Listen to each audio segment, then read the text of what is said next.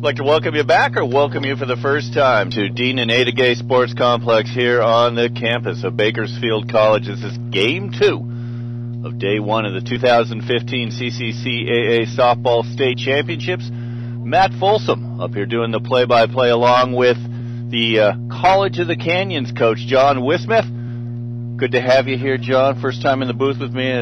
Please have a great time. Welcome. Great, thank you. I appreciate it. Look forward to doing this game with you. So we've got the number 1 South seed Palomar against the number 2 North seed Cosumnes River College. John, you've seen Palomar this year. What do they bring to the table? You know, they're a very patient team, very well coached. Lacey and Mark bring a great dynamic to the team for sure. You know, Mark's been around this game for quite some time, and you know, they just do a really good job of managing this game. Their pitching is actually very well top of the line in my book. The pitcher keeps people off balance. You know, I think Cosumnes River is definitely going to have to pay attention to that, be patient in the box. But without question, I think defensively, Palomar is going to do a nice job, and offensively, they got some speed. And on the other side, over in the first base dugout, watching at home, is the Cosumnes River College Hawks, winners of the championship of the Big 8. They swept through the regional and the super regionals. They've won 9 straight games coming in. An interesting team. Started off with a sub-500 record, actually.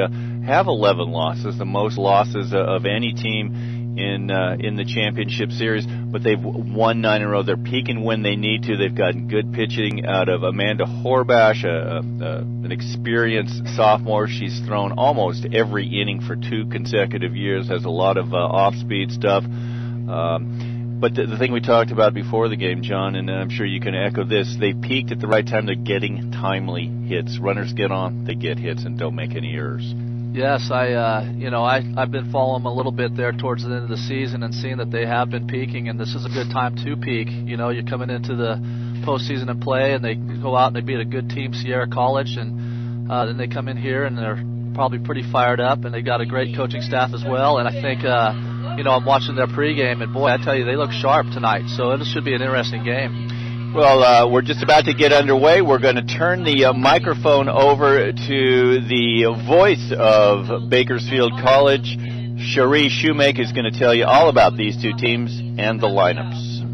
Game 2 of the 2015 tournament features the number 2 seed from the north, Cosumnes River College, taking on the number 1 seed from the south, Palomar College.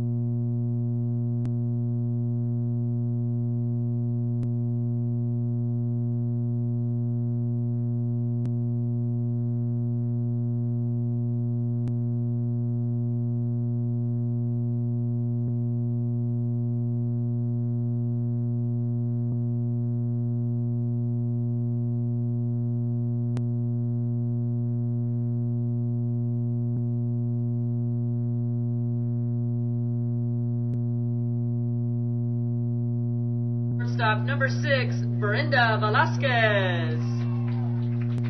At third base, number 1, Christine Satterley. Doing the catching, number 44, Rachel Hooper. In right field, number 7, Daniela Medina.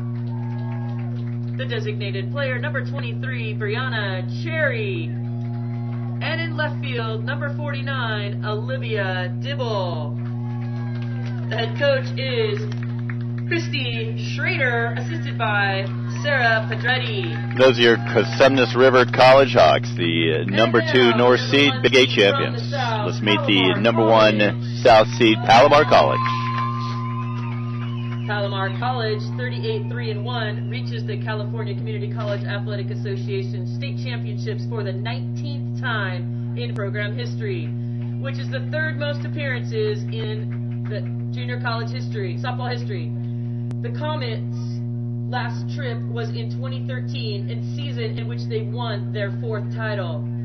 Palomar has won a state championship in each of the past 4 decades, winning in 1989, 93, 2000, and 2013. Let's meet Palomar College. Non-starters, number 3, Amanda Miller. Number 6, Randy Merkel. Number 16, Nani Lianui. Number 24, Angelia Stewart. Number 29, Tori Newell. And now the starting lineup. Leading off center fielder number 11, KK Franda. The shortstop number 23, Callie Pugh. At second base number 4, Brooke Huddleston. At third base number 25, Aisha Hill.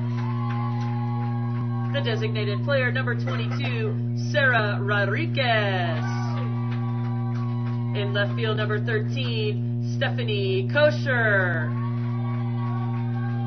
At first base number 10, Christina Carvajal. Doing the catching number 21, Leah Gordon. On the mound, number 2, Summer Evans. And the right fielder number 12, Macy Lerno. Palomar is coached by head coach Lacey Kraft, assisted by Mark Eldridge, Courtney Allen, and Marissa Valdez. And there are your Palomar College comments. The number 1 South Seed, 38-3-1. The Pacific Coast Athletic Champions. And the umpires for this game, behind the plate, Zach Snell. First base is here, Herb Hewitt, and the third base, Stacy Stobo. As we get underway, Game 2. Game 1, you saw almost every pitch. Great game. San Mateo coming out on top, 4-3. Yes, I know San Mateo is very excited about getting that monkey off their back and getting that first victory. They've been here for a while now, and I guarantee Nicole is smiling ear to ear. So they did a great job, and they stuck with it. I know that their pitcher had a little struggle there at the beginning. I think maybe she got a few calls there towards the end of that first inning, but I'll tell you what, I'm definitely excited for Nicole. She's worked real hard to get to this spot, and I know she's excited for that win, and so is their team. It was one of those games with momentum changes within the inning. Cypress starts off loading the bases, nobody down, and then Barriatua comes back and gets out of that bases loaded jam, strikes out the final 2 batters of the first inning to grab that momentum, and then they got a home run in the next inning. Yeah, just they keep battling back and forth. That's why these teams are here. No one's going to let up. They're playing hard, both of them all the way through, and there's no question. There's no one probably going to let up at any one of these games. They're all going to probably push pretty hard. So the College of San Mateo moves on. They'll be in a winner's bracket game tomorrow, facing the winner of this game. And then Cypress College, and that'll be a 3 p.m. first pitch. San Mateo in a winner's bracket game against the winner of this game. Cypress, I hate to call them losers. They go into an elimination bracket. They'll be facing the loser of this game. The loser of that game goes home. That'll be a 5:30 first pitch. So lots of action. We can only hope this game will be as good as the first one. San Mateo on top of Cypress, 4-3. And the pitcher for Palomar College, Summer Evans, completes her warm-up tosses. So Leah Gordon tosses it down to second base, and we're about to get underway. Leadoff hitter, Caitlin Pearson, a great leadoff hitter she is. She comes in with a .303 batting average, but she's been at bat 152 times, most of any player here in this tournament. And she's fast, slap hitter, and can get on. Tenacious player. So the first pitch of game number 2, Summer Evans to Caitlin Pierce. And that one's outside, ball 1. Wind blowing from right to left. It'll probably change, go left to right. You see the flags? I mean, in the first game they moved. Yeah, it's been swollen a little bit. Up with it is Aisha Hill over to Christina Carvajal for out number 1. And just like that, we've got one down here in the top of the first. No score, just underway. Game 2 of the 2015 CCCAA Softball State Championships. Great facility here down in Bakersfield. You had a chance to play here? I have. We're in this conference, and we get a chance to play here a couple times a year, so it's pretty nice. Lucky you. Yes. Kristen Stein, the center fielder, at the plate now for the Hawks. Stein comes in batting .345. 23 stolen bases. She gets on. She's a threat to run every time. 0-1 pitch from Summer Evans coming up.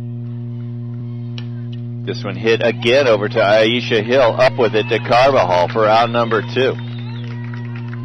You know, Matt, you can really see those outfielders playing over towards the left side quite a bit, so it looks like this pitcher, all the lefties, are really working that outside corner. And that brings up Amanda Horbash. She's the pitcher, also a great hitter. 2 down here in the top of the first. Horbash, .351 on the year. Scored, and this is interesting, the third batter in the lineup, leading the team in runs with 42.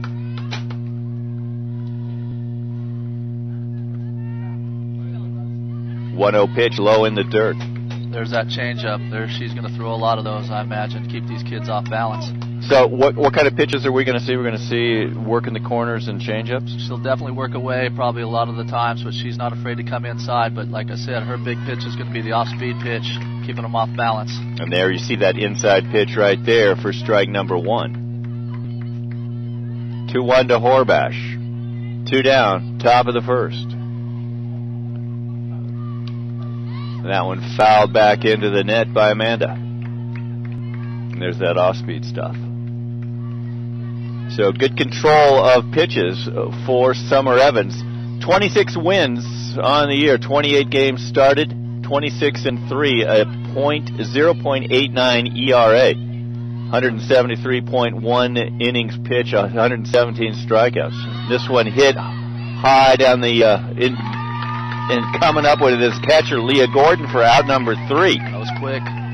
So I'm looking at my stats, not following the action like I need to. A 3-up, 3-down inning for Cosumnes River College in the first. And that brings up Palomar College.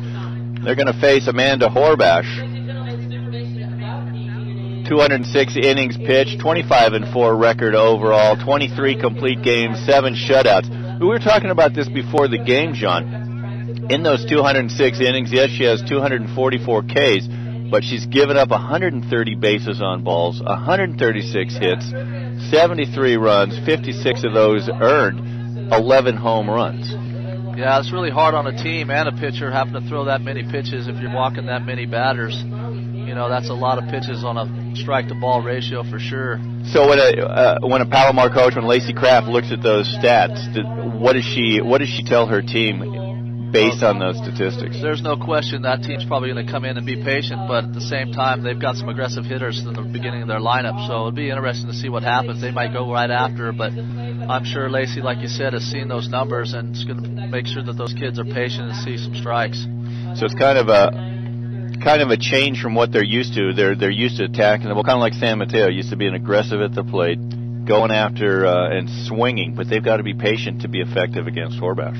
Absolutely, and I think there's no question that you're going to see that this first kid that comes up to the plate, I've seen her several times now, and she's pretty dangerous with the bat, and it'll be interesting to see what she comes up with right now, because I think she'll keep them off balance.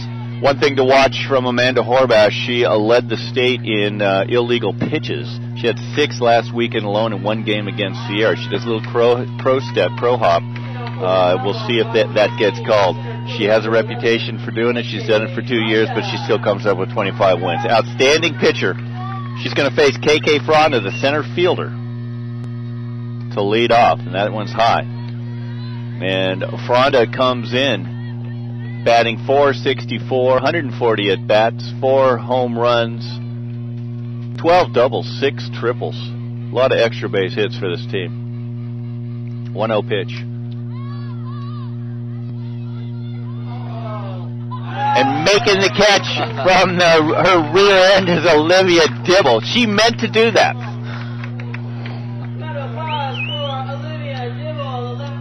Wow.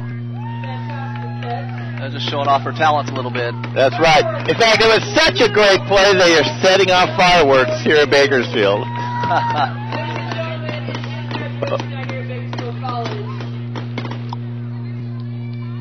And that's Amanda Horvath at her best. She gets people to pop up and hit fly balls. You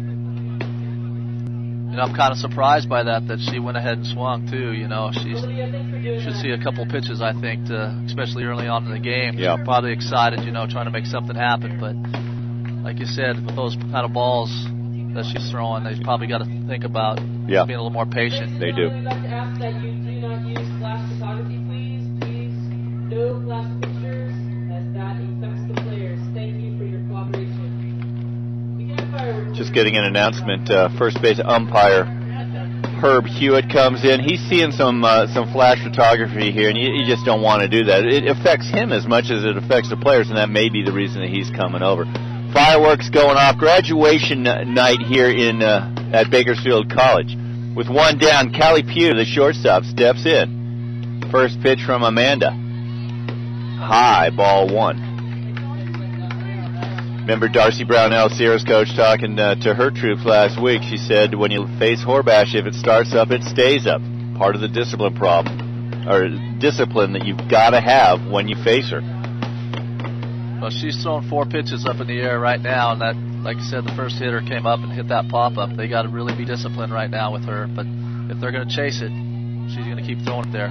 2-0 pitch from Horvath. That one hit into the center field. Base hit. First of the game for either team. Callie Pugh comes up with it. And that brings up second baseman Brooke Huddleston. Huddleston, a .457 batter on the year. 14 doubles to lead the team. Huddleston has a runner on. Callie Pugh with the first hit of the game.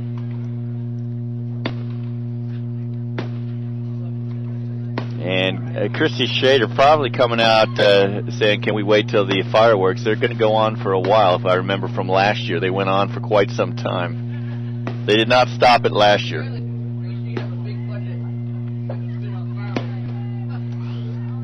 And so we'll see what the home plate umpire, Zach Snell. What would you say, Coach John? Well, they're probably going to halt this. The reason why I say that is because it is somewhat of a distraction, and I think they want to give the opportunity to these athletes to make sure that they get a good, you know, playing at their best. And you can see, you know, they're all taking a look. It's a pretty good looking fireworks show. I can see it right out the window pretty easy here. That's over in the football stadium, one of the great football stadiums in community college sports. Seats 28,000. Great program.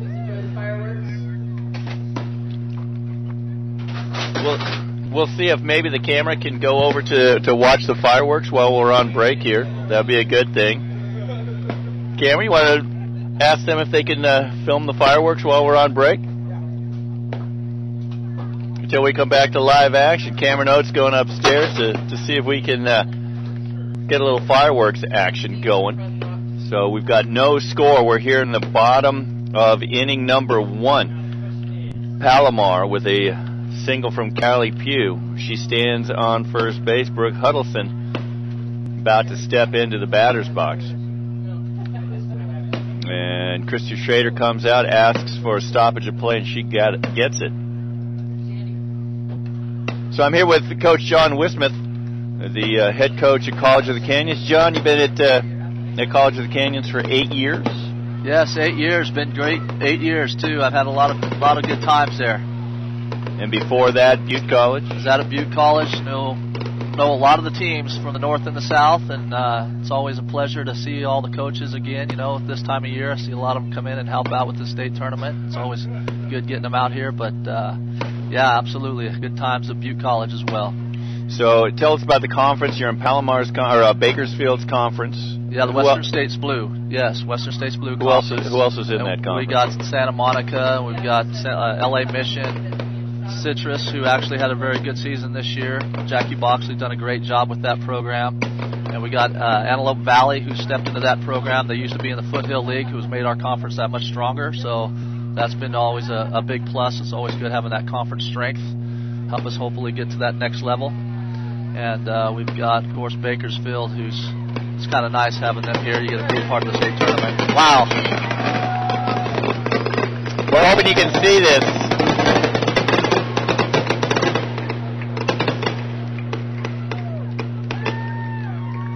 That's a heck of a show. Heck of a show. And that's what happens when San Mateo wins a game, their first ever class of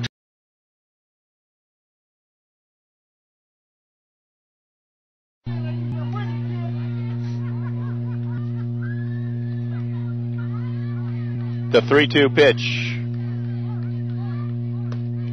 Ball 4. Couldn't get her to bite on that one. So Horbash, after getting a circus catch from Olivia Dibble in left to open the game, gave up a single to Pugh. Hit Huddleston on the back. Walked Hill. Bases full of Comets with one down. Will this be similar to what we saw last game? I don't know. If she's not going to start finding a little more control, it could be interesting. Palomar will definitely take advantage of that. There's no question. She's got to be careful here and try and start ahead. See if she can't get a ground ball or something here and get out of this inning. But with her style of pitching, she's working the pitches up, so I don't know.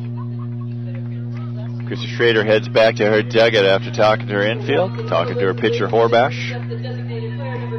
The DP, Sarah Rodriguez, steps in for Palomar.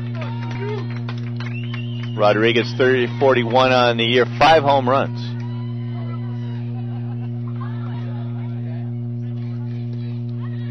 Good discipline there.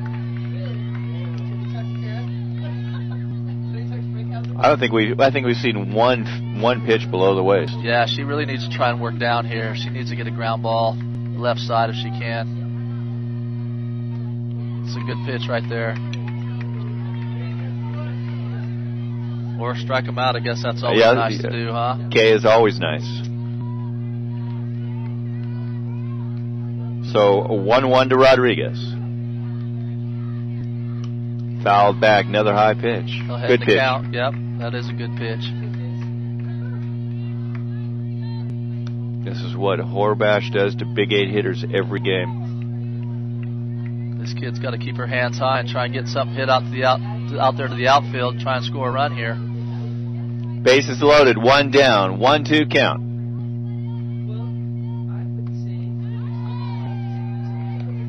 Good spot for a 1-2 pitch.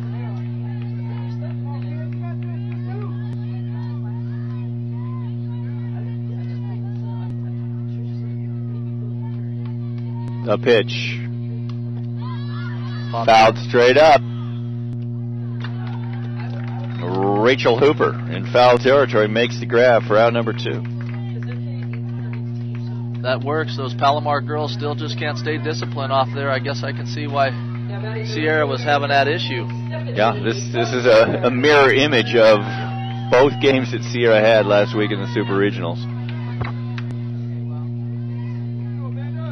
So 2 down now. Bases still full of Comets. That one in for a strike.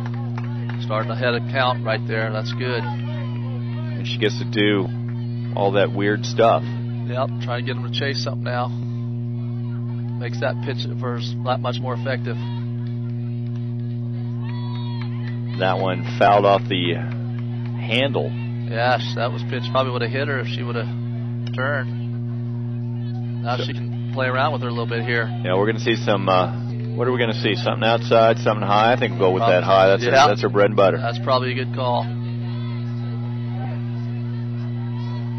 0-2 pitch. Swing and a miss, strike 3, and just like in game 1, bases loaded, and a team gets out of it. San Mateo loaded the bases in the first game, first inning.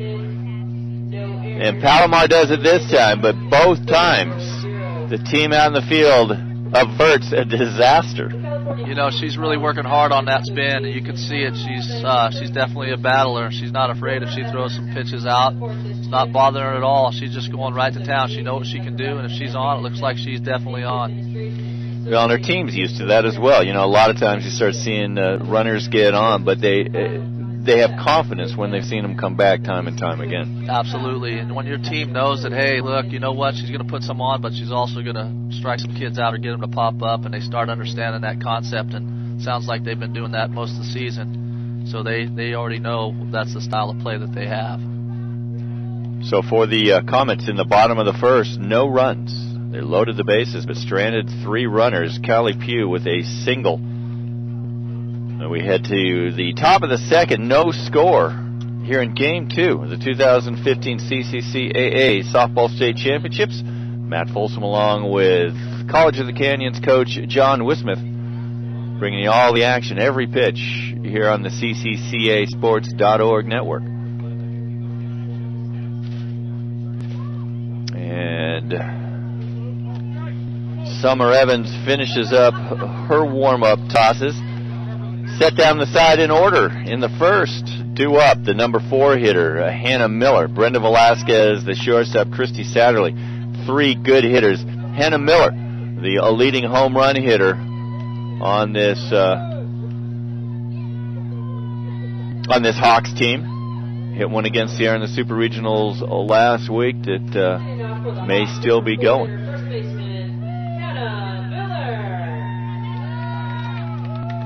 So no score. Top of the second. Hawks up. First pitch from Evans. In for a strike. What's with these delayed calls again? No, it's verbal, stand, show. Could we maybe mic them up so I can hear them? Jason, see what you can do about that, okay?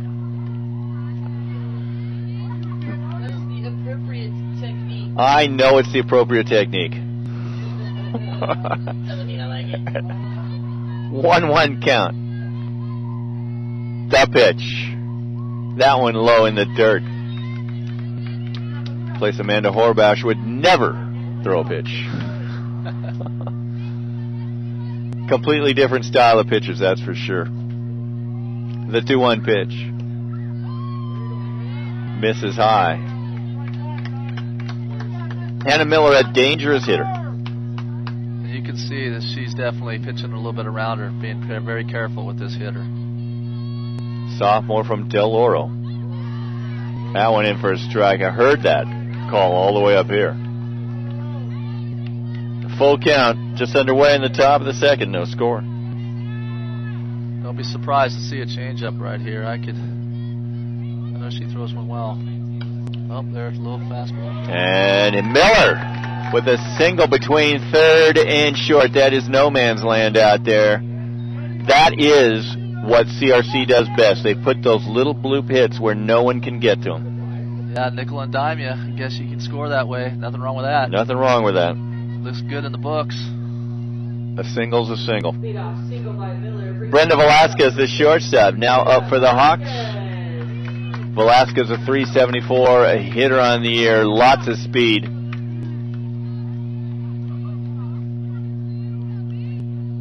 Infield in, expecting a bunt. They get it, but it's foul. This is Hawk ball right here. They will bunt to move those runners up.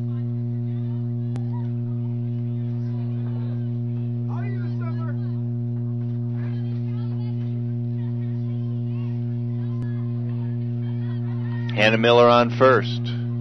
First hit of the game for CRC.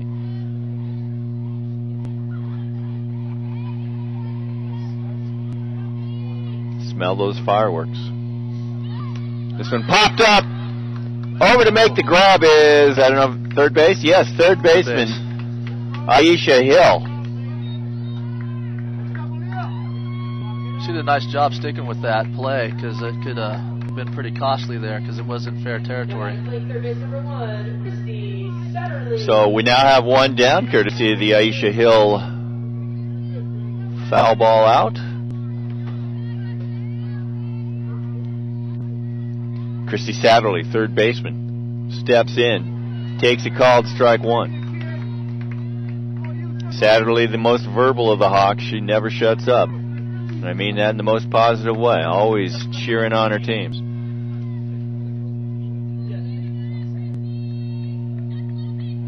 0-1 pitch to Satterley. Swing and a miss, strike two.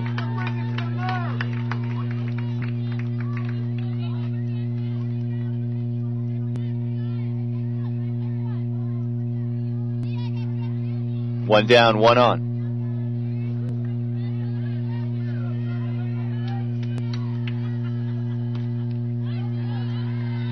Pitch about a foot outside. In the on-deck circle for the Hawks to catch Rachel Hooper.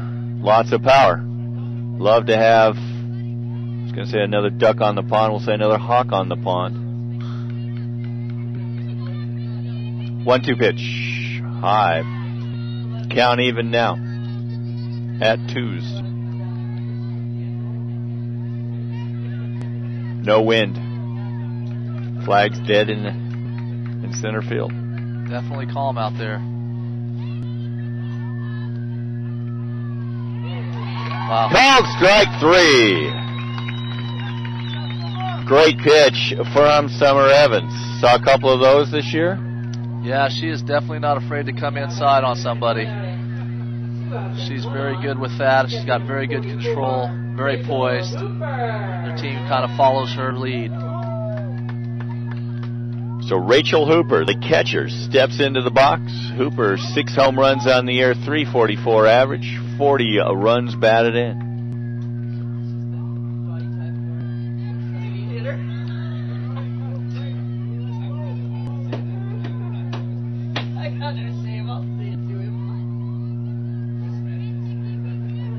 Home run hitter for the Hawks.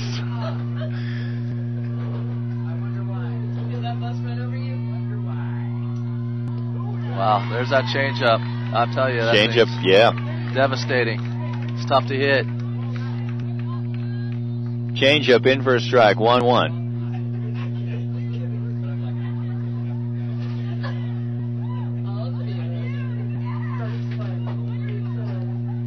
Swing and a miss, strike two. Boy, she's just coming right in, bearing it right off her hands. She can't quite catch up to it. Summer Evans gets ahead of Hooper. 2 down, 1 on, no score. Here in the top of the second.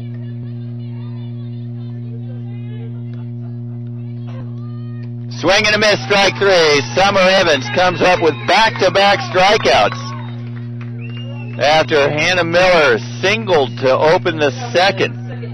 So for the Hawks in inning number 2, no runs, 1 hit, 1 runner stranded. We head to the home half of the second with no score. Due up for the Comets, the 7, 8, and 9 hitters. Wow, we've seen both pitchers do what they do best. They sure have. It's been a little bit of a pitching duel here, there's no question. And you can see both teams are pretty hungry and swinging, so that's kind of nice. It makes it exciting for a good game. See what happens when they start getting to that second, third time around. In softball, even in non-tournament times, is a game of adjustments at the plate. You're always making adjustments. You know, you step into that box and, you know, you listen to what the coaches may say. Even some of the teammates have played against each other, and they're always trying to figure out a way that they can try and become successful. And absolutely, you're right. They're always trying to make the adjustments so they can make something big happen. And the pressure is on a little bit more at the state championship tournament to make those adjustments quicker. Yeah, but you still have to be patient and kind of go with your instinct how you got here. And, you know, and by the time you get maybe that second or third time, maybe at that point in time you might want to make that adjustment. But, you know, early on you got to go with what how you got here with, you know, and you'll see these kids, I think, stick with that plan. So Amanda Horbash up in the strike zone, up in the zone, not necessarily the strike zone, in inning number 1. Loaded the bases, but got out of it. Let's see how she does with Carbajal. Christina Carbajal leading off the second for Palomar. Well, I tell you, I'd like to see this Palomar team just be a little more patient. I think if they stay a little patient, make her throw some pitches, they'll do a better job. 1-0 pitch from Horbash. That's what you're talking about right there. Right there. Just got to be patient, see a strike, see what it looks like.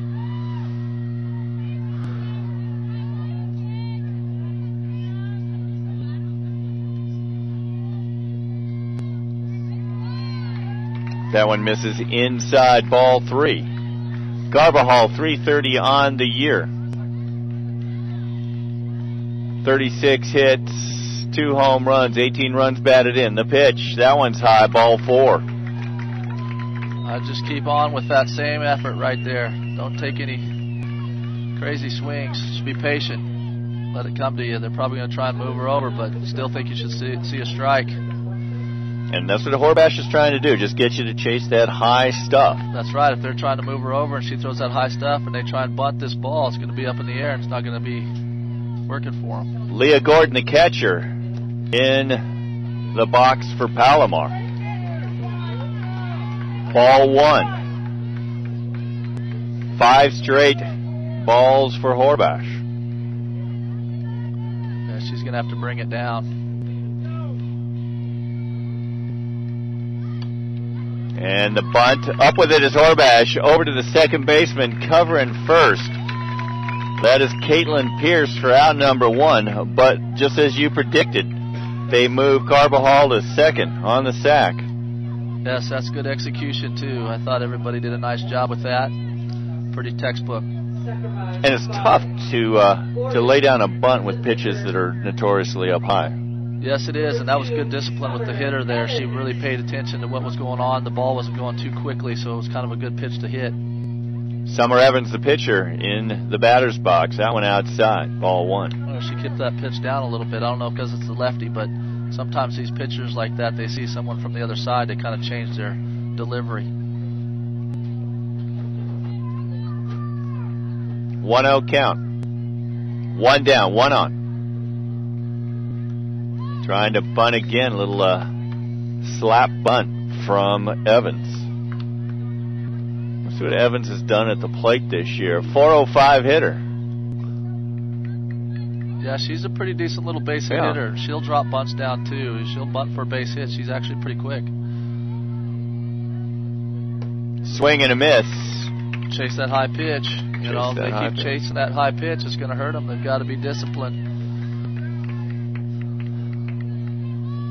And you can preach that all you want, can't you, Coach? Absolutely. From up here, it's always easier, right? That one outside and low. And it seems so obvious. Lay off the high stuff, but when you're in there, it looks so tantalizing. Well, after the first at-bats, I think they'll start settling in a little bit better, you think? And this is the last hitter in that lineup. So we'll see if they can make those adjustments as Evans fouls it into the net.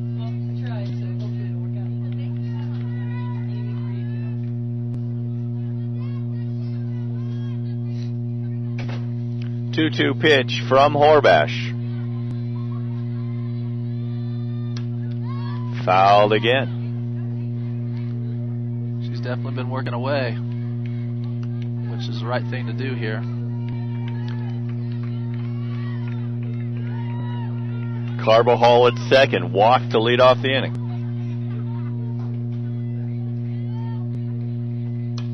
That one hit down the third base line. About 6 feet foul.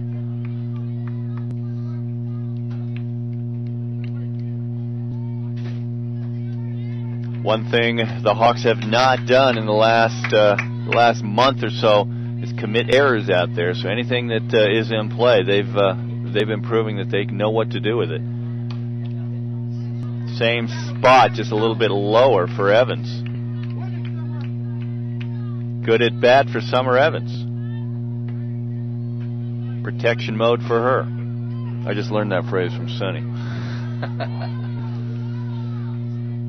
2-2 pitch from Amanda Horbash. That one down the third baseline. Grabbed by Christy Satterley.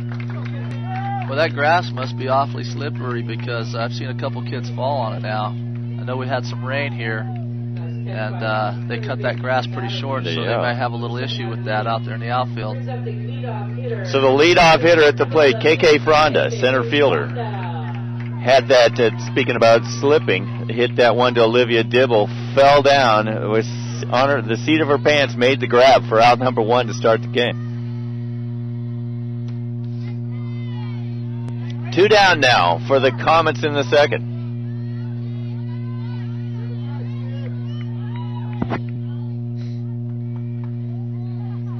One-0 pitch from Horbash.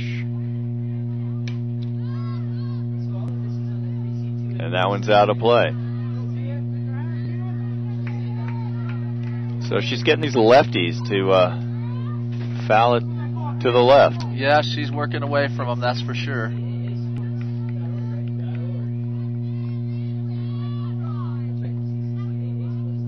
1-1 pitch. High ball 2. 2-1.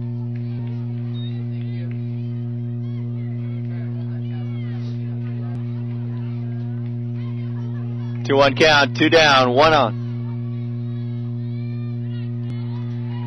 Going away from her bread and butter against these lefties, it seems. Yeah, she is. She's working down and keeping the ball away from them. Surprised she doesn't do that a little bit more often. Maybe that's her plan. Maybe I don't know who's calling the game or not. Imagine the coaches are, but you know, it looks like she's trying to kind of change her plan up a little bit here just to keep these guys off balance.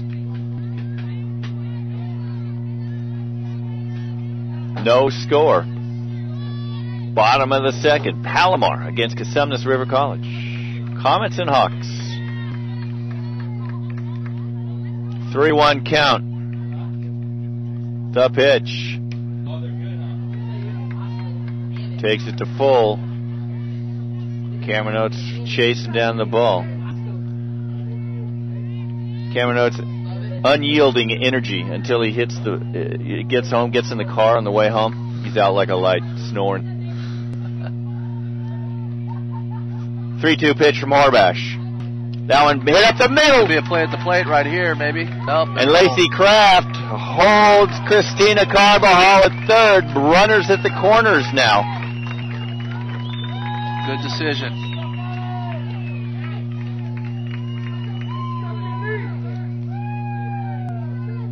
So Fronda at first, Carbajal at third.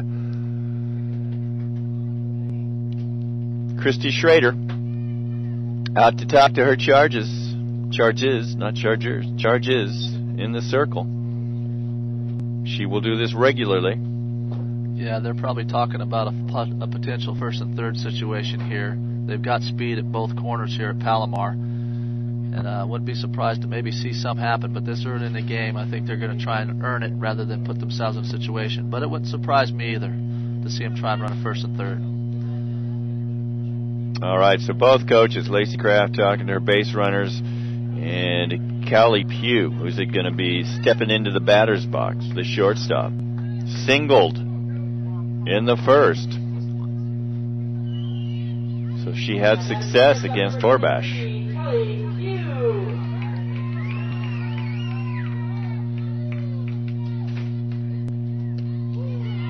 That one in for a strike.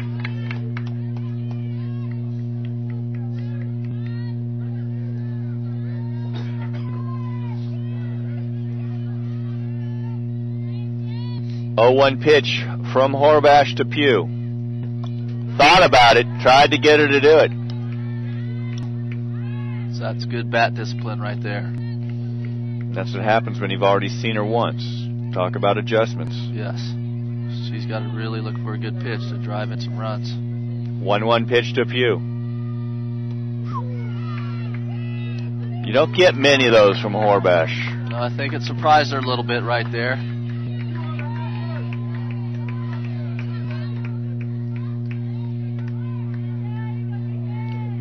The 1-2 pitch.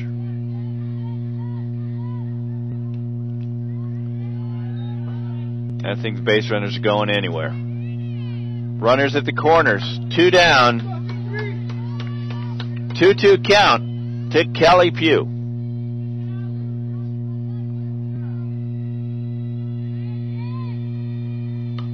That one hit to left. Over to make the grab. Olivia Dibble, and the side is retired. The threat extinguished for the Comets in inning number 2. They get no runs, 1 hit, 2 runners left. And we're heading to the top of inning number 3. Still no score. So, wow. Got a little pitcher's duel going on here. Pitcher's duel. Yes, it is. No one's giving up any runs. Doing a good job. This is kind of a bend, don't break thing for Cosumnes River College. 5 base runners so far for Palomar. Nobody's scored yet. Hey, I know that guy.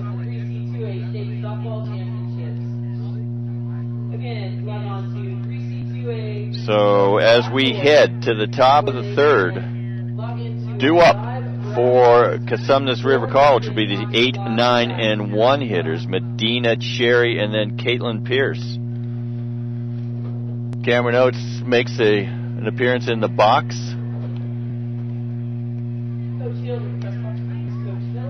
How's it going, Cameron? Chase down those foul balls out there. Cameron Oates, this is his 3rd year down here, does a little bit of everything for the CCCAA State Softball Championship. Indispensable. Shout out to his mom who's in the hospital. We wish her only the best as she recovers. I know Cameron's thoughts are with you. Leading off to the top of the 3rd inning for the Comets, the right fielder, number 7, Daniela Medina. And leading off the 3rd for the Hawks, right fielder Daniela Medina.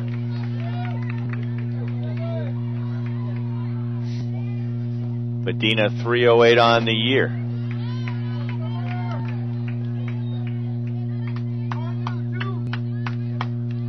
First pitch from Evans, in for a strike. Cooling off a little bit here. Dramatic difference from the last 2 years. 2 years ago was over 100 degrees on the first day. Last year was hot as well. Not as hot as in 2013, that's for sure. Count even at once. This one hit to short. Nice play. Making the grab, Callie Pugh. And that was a typical almost hit for Cosumnes River, just a little bloop. They still call those Texas Leaguers? They don't. Flares or something? They can call them Texas Leaguers, absolutely. Call them anything you want. Flares was kind of the official thing. Yeah. Diet Quail. There's quite a few of them out there. Brianna Cherry, the DP, steps into the batter's box for the Hawks. First pitch fouled back. Yeah, she's tough to hit. Boy, she's a battler. She keeps them off balance. Works inside, works outside, up, down. Got that nice little off-speed pitch. She can definitely frustrate some hitters. Cherry, a 202 hitter on the year. Swing and a miss. Yeah, just like that.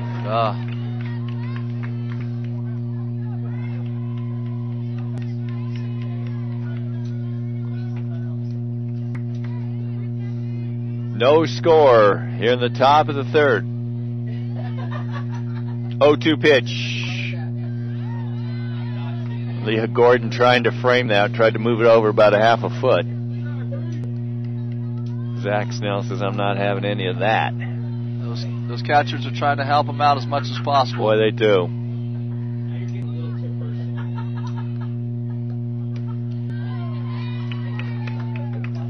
And Brianna Cherry sees that probably a lot, those high pitches, knows to lay off those as she watches her pitcher, Amanda Horbash, all year long. 2-2 pitch. She catches the inside corner for out number 2. So backwards K if you're keeping it home. Third strikeout of the game for Summer Evans. That brings the leadoff hitter, Caitlin Pierce, grounded to third to lead off the game. Caitlin Pierce. You can see that shift out there. They're going to try and work outside. Boom. And rightfully so. Making the grab. For out number 3, that is Stephanie Kosher with a diving grab in foul territory to snag the Pierce blooper. So the Hawks set down in order in inning number 3. Wow, we've seen some amazing catches from those left fielders over there. That a really nice one from Stephanie Kosher. We saw Olivia Dibble make one from the seat of her pants to start off the game. So the Hawks go down in order. Sends us to the home half of the third. Due up for Palomar will be Brooke Huddleston, Aisha Hill, Sarah Rodriguez, the 3, 4, 5 hitters. Ladies and gentlemen, we're hoping that you can help us out this weekend and share all of the amazing action that's happening here at the 2015 State Championships. We're on the campus of Bakersfield College, Dean and Ada Gay Sports Complex. This is the 6th year they've had this here. It's a very nice complex, and I hope they keep it here for another 5 years. That would be nice. Sandy Taylor, the tournament director, always does a great job. Absolutely amazing. 2015. Thanks for helping us out and share the great action from this weekend. Leading off the Comet third will be the second baseman, Brooke Huddleston. It was hit by a pitch in the first, but died at second. Fouled back. Comets with the bases loaded in the first, 1 down. CRC got out of it. Horbash with a K of Kosher to end it.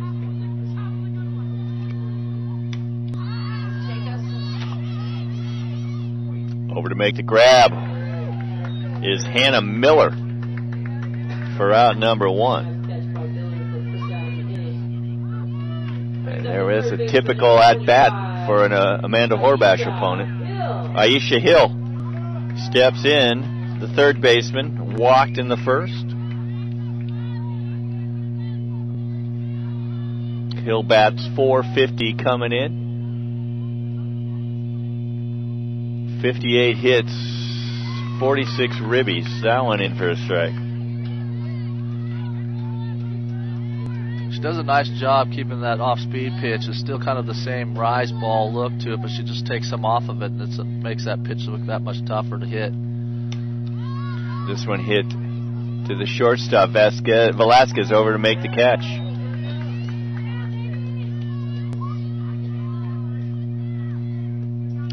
What do you know, another fly ball out. 1, 2, 3, 4, 5, 6 in 2 2/3 innings.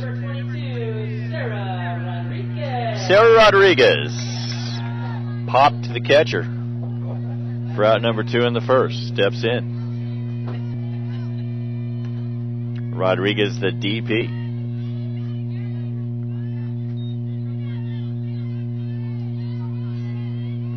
Two down. Here in the bottom of the third. That one just misses. Looks like a pretty good pitch to me from here. It's difficult to tell, but it sure looked pretty good. I could hear the crowd rumbling around a little bit. Those Hawk fans didn't like that one. That one inside. For a strike. I like the other one a little better. Yeah, I think so. Maybe he's calling back. Who knows? A little makeup call. Who knows? Umpires still do makeups. And what do coaches think they do? We're not talking to you, Cherie. Swing and a miss for strike 2. Well, he doesn't have to worry about that one. That was given. public address announcer, Cherie Shoemake, always has the umpires on her side, no matter what. Because she umpires. That one low. Full count now to Sarah Rodriguez.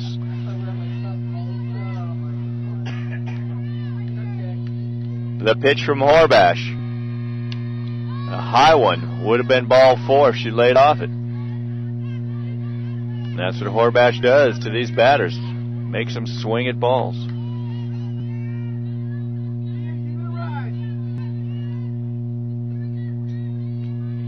Still no score. Bottom of the 3rd. This one hit.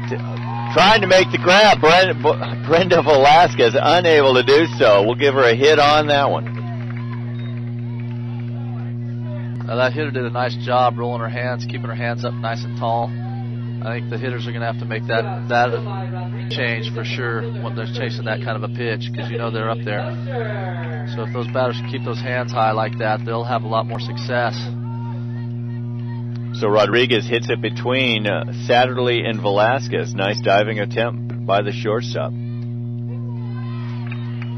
First pitch to Stephanie Kosher, in for a strike. Kosher struck out swinging to end the threat by the Comets in the 1st. 2 down, 1 on.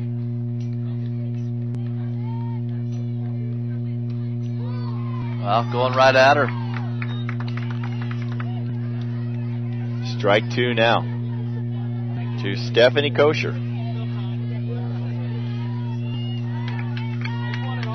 Well, and the key thing in softball is it's only this pitch. The other 2 don't matter. Nothing you can do about it. 0-2 pitch from Horbash. She went around. Strike 3. 3-pitch strikeout to end the Comet 3rd. No runs, 1 hit, 1 runner left for Palomar. We're heading to the top of the 4th. Still no score. There's Amanda Horbash. You know, you don't know what you're going to get.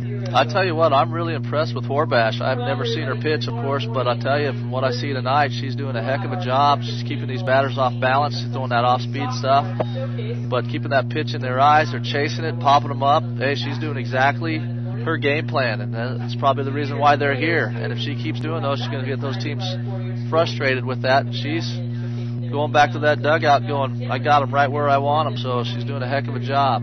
John, you're talking about mixing it up. We saw the first inning, everything was eye level, and now you're starting to see her come in with some heat, a little bit more heat than she's shown. Yeah, she's worked down and she's worked up. I mean, of course, that's her up pitch has been good, but she has been working down, and those hitters are sitting in the dugout and they're looking, going, well, shoot, she's working up, and the next thing you know, she works the next couple batters working down a little bit, but that's what you're supposed to do, and I imagine the coach has got a lot to do with that as well, keeping them off balance and stuff. But I tell you, I'm really impressed with Horbash and what she's doing tonight against this Comet team. Well, on the other side, Summer Evans done a great job. No runs on the board. She has struck out 3,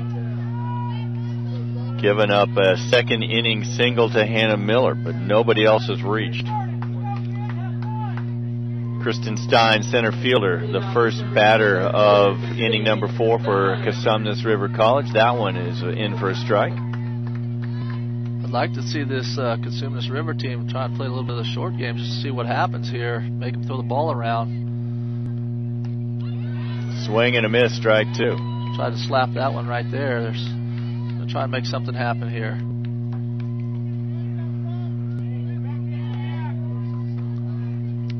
Stein grounded out to third baseman Aisha Hill in the 1st. That one just misses.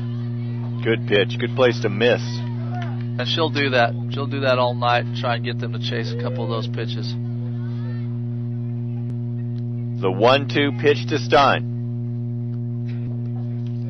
See, there it is. Stays alive. Yeah, there it was. Just working that pitch outside. Trying to keep this. You can tell this runner, this hitter's getting a little too aggressive, trying to get down the line. She needs to stay on that pitch. Try and put that ball on the play first. 1-2 pitch to Stein. This one hit to second baseman. Trying to make the grab. Unable to do so is Brooke Huddleston. You saw she did a nice job staying right on the pitch, didn't give up on it, did a nice job hitting it right back up the middle. Even if that second baseman does make a play, she probably beats it out. And Stein gets the second hit of the game for Casumnas River. And that brings up the pitcher, Amanda Horbash, who hopped to the catcher to end the Hawk first. So they're coming in the heart of their order right now. 3, 4, 5 hitters coming up. Horbash. They'll move them over, huh? With one on, lots of RBIs. Gets this one down. Over to first is Hill. Good Throws it to execution. Huddleston covering first. But that moves Kristen Stein to second into scoring position. That's what they got to do, and they're in the heart of their order right now. And if their number 4 hitter right now can do what she's supposed to do, this little fly ball or a nice base hit, moves them over again, and may even score a run because you got some speed out there. Well, we talked about timely hitting being what the Hawks have been doing as they're on their 9-game winning streak to get here to this Final Four. Nothing flashy, just doing it, hitting it when it matters. That one inside, ball 1. Notice these hitters are being a little more patient too, not chasing some of her pitches. That's one thing that Evans lives off of is the hitters chasing some of those bad pitches.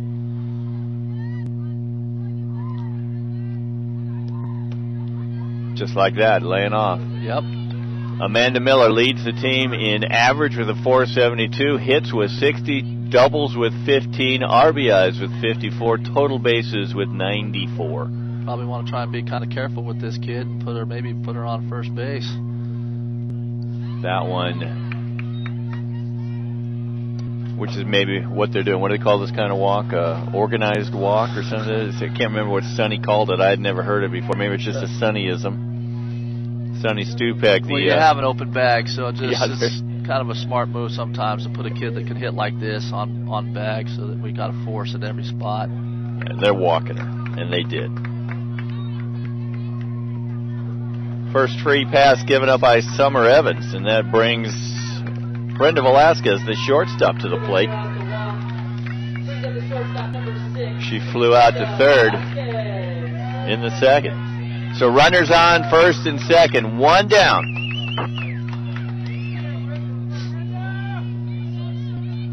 Velasquez, 374, second on the team in average. Swing, fouled back.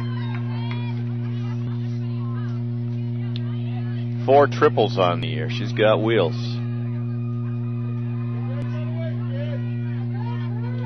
Yeah, again, she needs to just try and put the ball on the play here. Make that Palomar team throw that ball.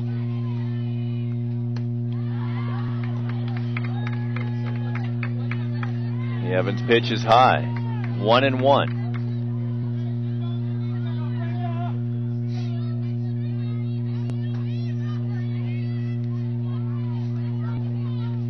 Swing and a miss. Strike 2. That's a great changeup right there. Now she's ahead in the count. She can start throwing that pitch outside, inside, moving it around a little bit. Imagine they're trying to work a little inside. But she really fooled Velasquez on that pitch. 1-2 pitch. This one hit high and back into the net.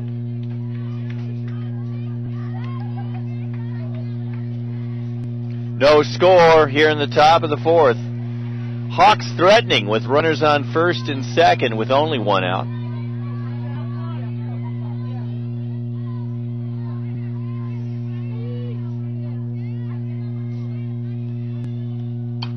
That one hit down the third baseline foul. Up with it is Aisha Hill.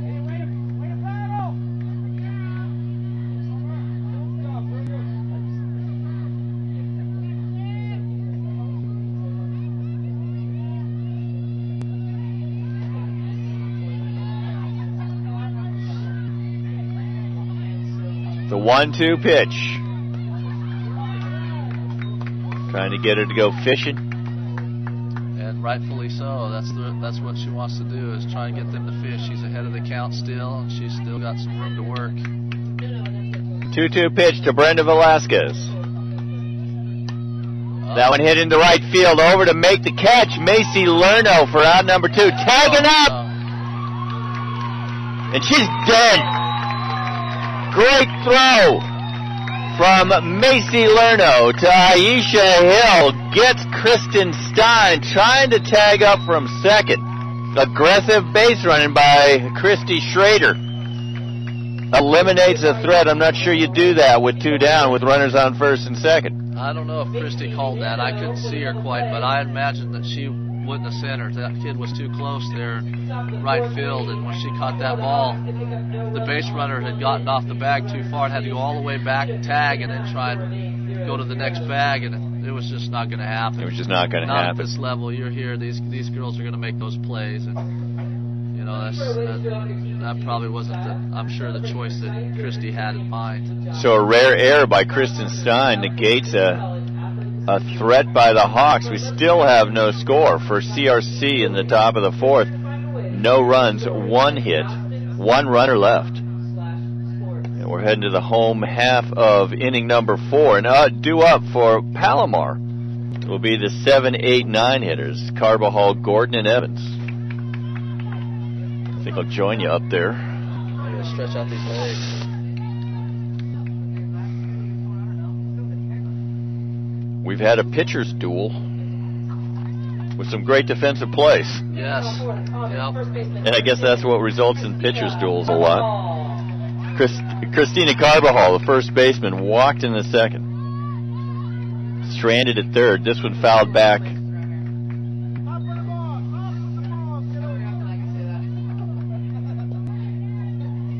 Well, there goes Horbash going back to work. She has not changed a bit. She's right on schedule, hasn't skipped a beat.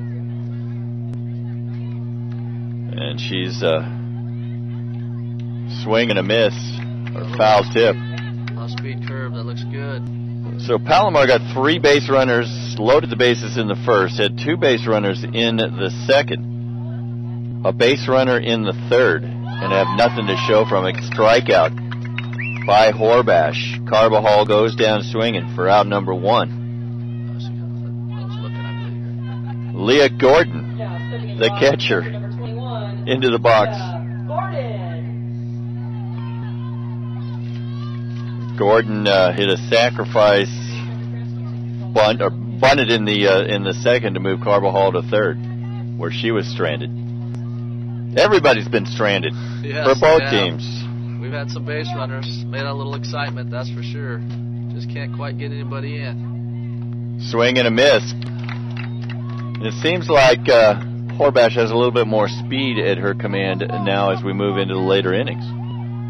You know, I'm surprised if Palomar gets some runners on here, they don't try and steal or make something happen. I'd like to see somebody try and, you know, with her, sometimes that Horbash gets to throwing some pitches out or gets a little wily at times. Might be a good opportunity. Try and steal some bags, make some things interesting. So Leah Gordon takes the count to 2-1. 1 down here in the bottom of the 4th. That one hit up the middle, coming up with it, but not in time. It's Caitlin Pierce. A really tough play to make at second. Infield hit for Leah Gordon.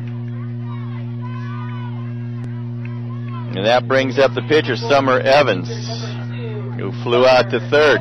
She should drop this down, and she's going to make this exciting because she can drop a bunt down for a base hit here. I wouldn't be surprised to see that happen.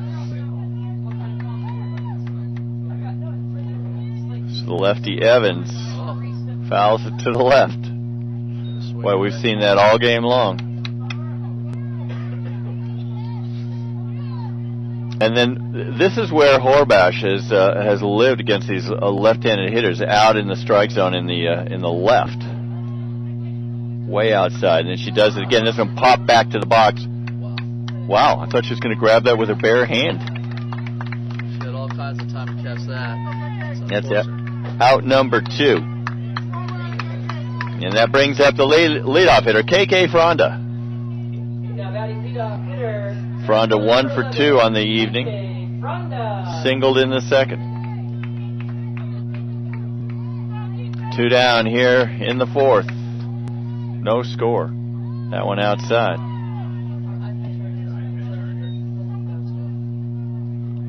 Well, I sure would like to test the arm here in this situation just to see what's going on here.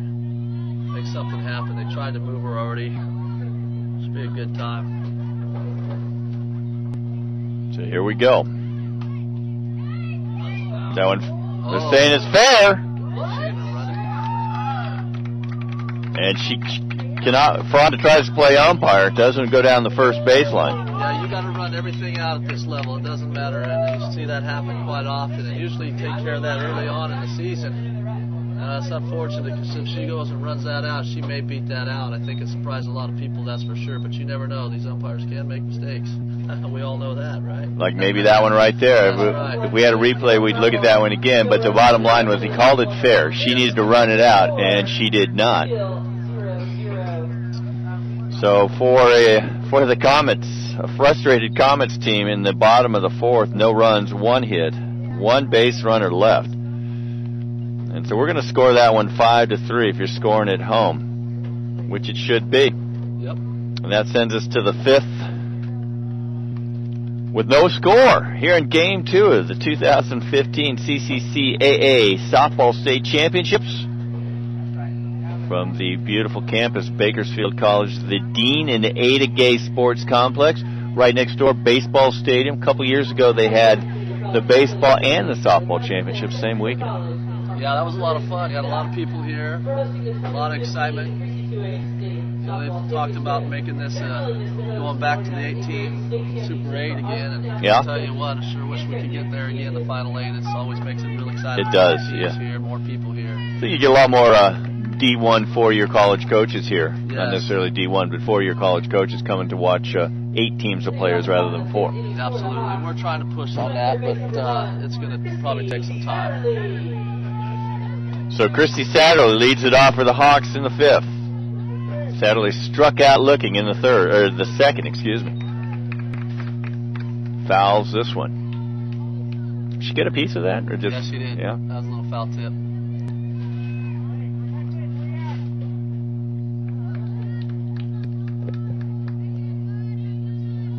Pitcher's duel here in Bakersfield.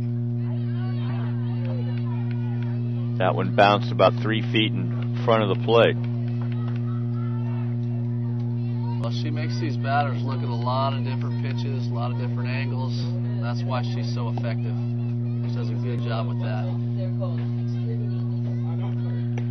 That one high. Ball 1. A lot of different pitches. And that's been key in this game for both pitchers. Mixing it up, doing all kinds of different things. You don't know what to expect when you step in the batter's box. That one, nice pitch. A lot of heat on that one. Yeah, she's not afraid to work that ball inside, that's for sure. Evans 26-3 on the year. 173 innings pitched, 117 strikeouts. That one high. Poor Bashian.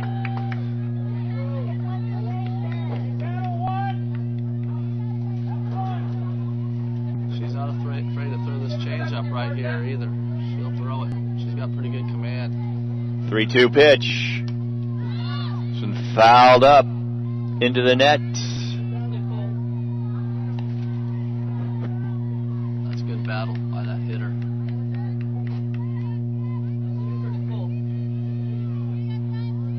Sadly, a .343 batter on the year. 5 home runs.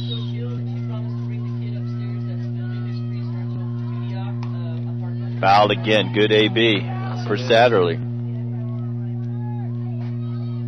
She's really staying patient there.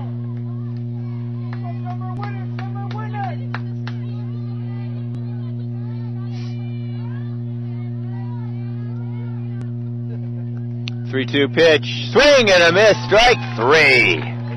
Great pitch by Summer Evans. Good at bat by Satterley. Let's give a little credit to both. Absolutely. Out number 1 in the top of the 5th. 4th K on the evening for Evans. Brings up Rachel Hooper, the catcher.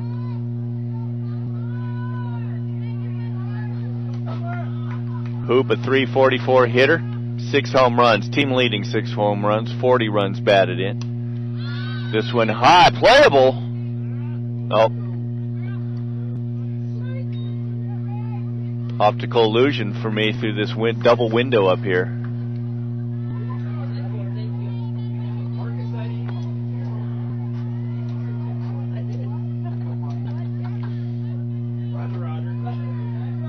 One out here in the top of the fifth. No score. Scoreless pitcher's duel. The pitch underneath. Callie Pugh makes the grab probably a little bit tougher than she wanted it to be. That was good effort right there, because those are tough balls to handle. You're going that fast. Little bloop there on the infield. You see that happen sometimes, those bloop infield singles. Nice job getting to that ball. It just died. It had a lot of spin on it. It just died. You see that ball go up real quick, and a lot of times, you know, those kids' first steps are going back, and then they got to take off and make that quick adjustment. That's a good play by her. Daniela Medina steps into the box, the right fielder. Popped is short. Her only a bat tonight in the third.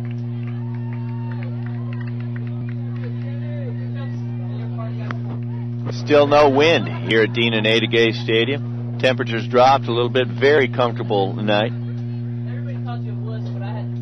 The pitch, this one hit to the left. Ran out of room, Stephanie Kosher.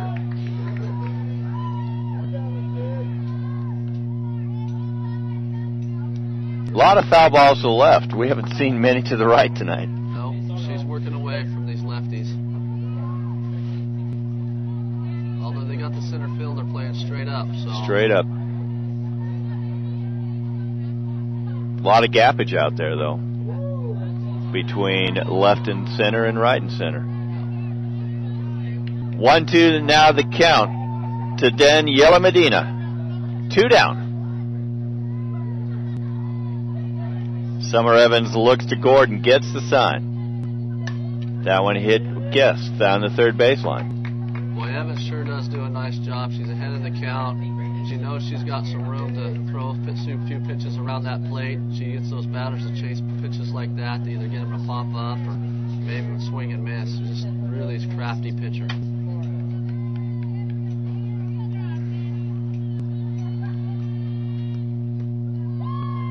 Not giving her anything to hit. Evens the count, 2-2.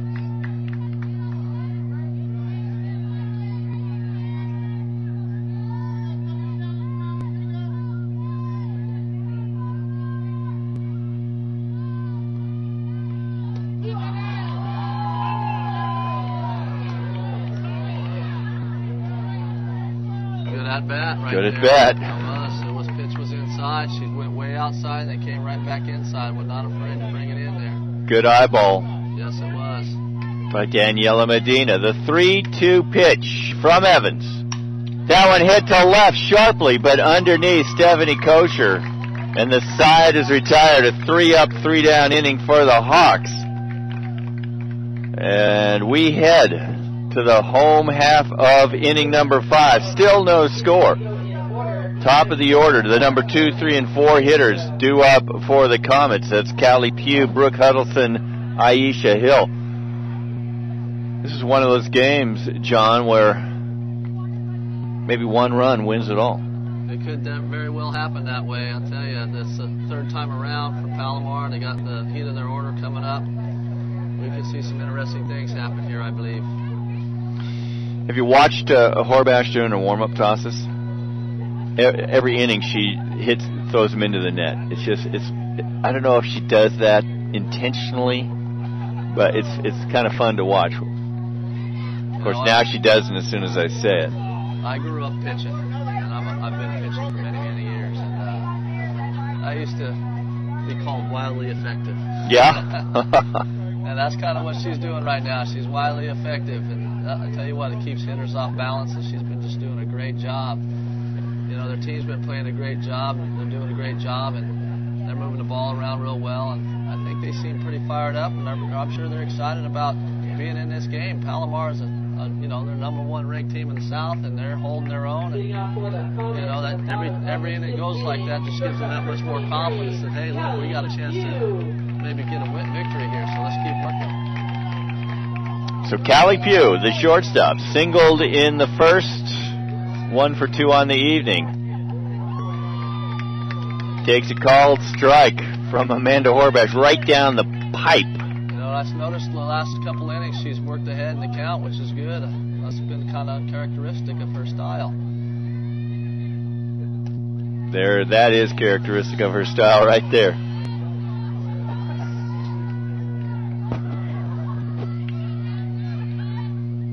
So the count now even 1-1. And there you go. That's what she wants him to do. Yep, put it right in her eyes. The kid thinks that pitch looks real good, and you can see she gave it everything she had on that swing. So 1-2 now, the count to Pugh.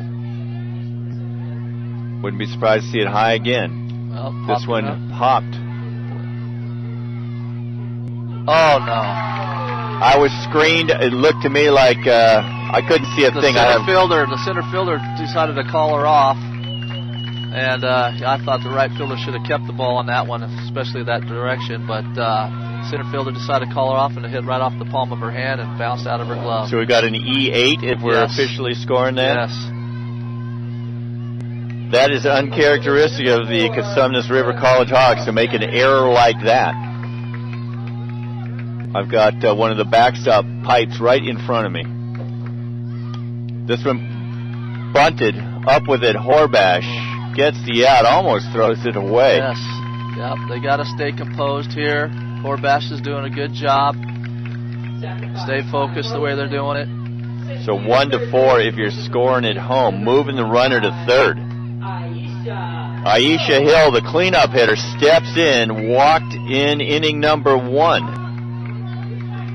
Popped to short in the third. And this could be that run we're talking about. This kid's got some power. You got to be careful in the way you throw it to this kid. Good discipline right there. No score here in the bottom of the 5th. The Hawks and the Comets, Cosumnes River College and Palomar College, battling in this pitcher's duel. 2-0 now to Hill. She's working hard, and she definitely needs to work hard on this hitter. And I can see her trying to really work that rise ball. 1 out. 1 on. That one fouled, a monstrous foul ball.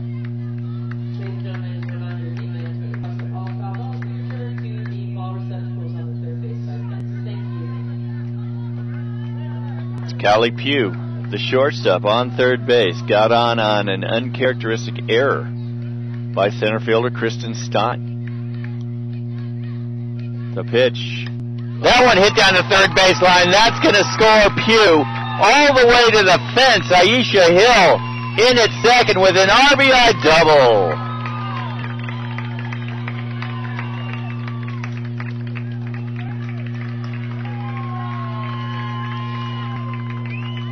Well, John, let me ask you this. How many times do errors result in disastrous things? Well, it builds momentum, that's for sure. And, you know, Palomar was looking for something to get the spark going, and that's exactly what it took, was even a fly ball. And you can see, you know, you go back to that fly ball, and rightfully it should have been probably the right fielder's ball in that situation, because that kid's moving around those bases pretty quickly. And so the right fielder probably should have taken that ball. She had the better angle, but it didn't work out that way. And now you see Palomar taking advantage of that mistake. And, you know, you also think back to going, okay, well, we got the number 4 batter up, and we got a runner in scoring position. You really don't want to give that kid probably anything to swing at. As you're coming to the 5 and 6 batters, and you got time to work. And, you know, I'm sure they're probably thinking about what they've been pitching to them beforehand. But Hill's a kid that's a dangerous hitter, and I don't know, I might have really been very careful of thinking about maybe putting her on base. Probably wouldn't hurt us at all. Well, definitely the hardest hit ball of the game by either team. Well, you put Hill on, now you got an opportunity if you can get a ground ball to get a double play possibly in this situation here. A little unfortunate. Sarah Rodriguez, and she lines it sharply in foul territory behind third. So Callie Pugh gets on an error by Kristen Stein on a fairly routine fly ball. She scores on the Aisha Hill double all the way to the fence to left field. 0-1 pitch from Horbash. Swing and a miss. You know, I see Horbash, you know, she watched her holding the ball here. She really is getting to shaking a lot more than I've seen her earlier in the game. She's really, see, playing with that ball there at her hip, shaking it around. Almost looks like she's a little nervous. High and foul. Into the bullpen. And home plate umpire Zach Snell goes over to replenish his ball bag. A lot of foul balls in this game. Well, she's that style of pitcher, and she's going to get them to pop up and stuff. There's no question, and it's she's got to stay with her game plan and not get too anxious and stay patient here.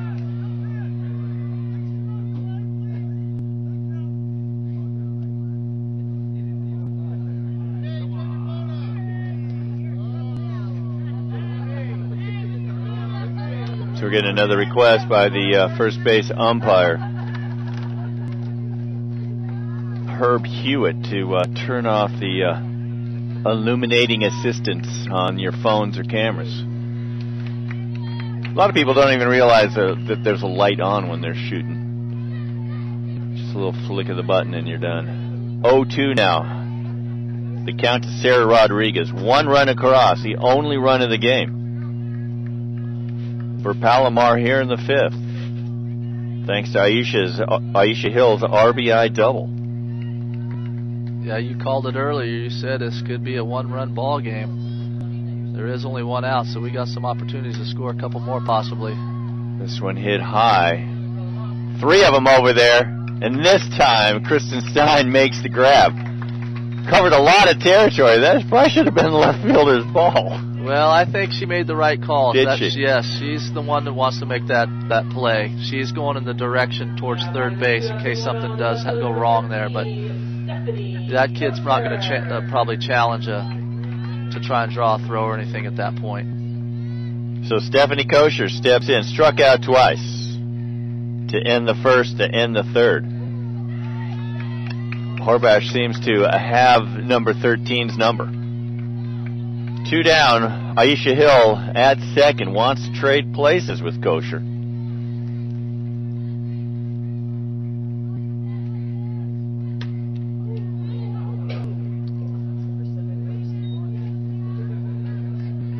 She got around on that ball, that's sure for sure. Did. She hit that ball pretty hard. Cameron O's going to have to climb on the dugout to get that one. She's going to have to work some of that off speed. Sometimes hitters set that up, do it on purpose to try and get an off-speed pitch so they can hit it. That one hit just as hard.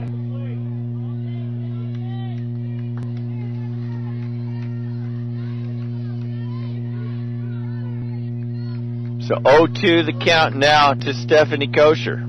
We mentioned she struck out to end the first and the third. Will she strike out to end the 5th? Oh, yes. That's unfortunate, you know. Yeah, you don't want to see that. You walk that kid, as we talked earlier, walk Pugh, I believe it was, no, Hill, yeah, and put her on. That kid hits a fly ball there, and maybe no one scores. Yep. So, we've got a score. There's a number on the board here in the bottom of the 5th. The Palomar Comets get the first run of the game. 1 run. 1 hit, that Aisha Hill double that drove in Callie Pugh. There was a Hawk error and 1 Comet left. So we head now to the top of the 6th with a score 1-0. Palomar College on top of CRC.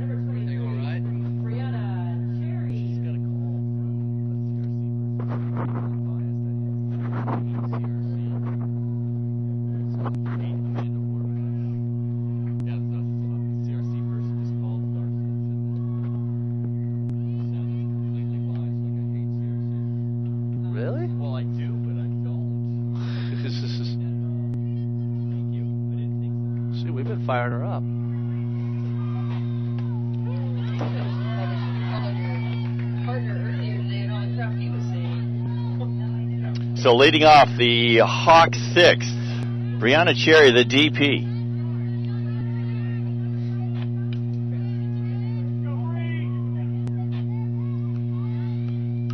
This one fouled back. Summer Evans goes up on Cherry. You can definitely see Cherry. She's focused here. She wants to make something happen big here for these Hawks. Oh, a lot of softball left. We're here in the top of the 6th. Palomar on top of CRC 1-0. Hit back to the box. Evans up with it over to Carbajal for the out. That's a nice grab right there, that's for sure. Reached out and made that play. Tough break. And that brings up the always dangerous Caitlin Pierce, the leadoff hitter. 0 for 2 tonight, but that doesn't mean anything. She can get on. Lots of speed, lots of tenacity.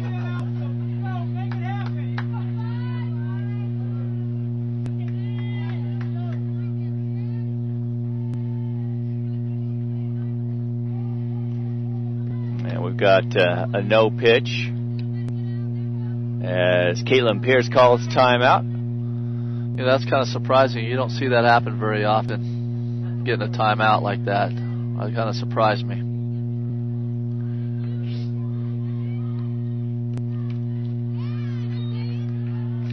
Pierce slaps it foul.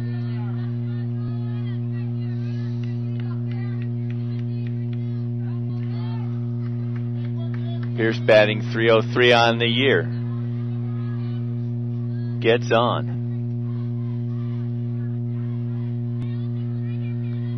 The pitch. That one hit down the third baseline. No room for for Stephanie Kosher to make the grab.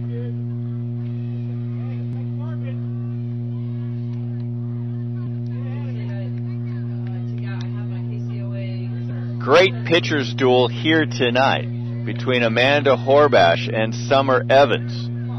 Both pitchers in great command of their games, and that's what we've seen. Both of them doing what they do best. Absolutely. We've been talking about it all night, how both pitchers have really done a great job keeping the hitters off balance. Evans misses outside, tries to get Pierce to go fishing.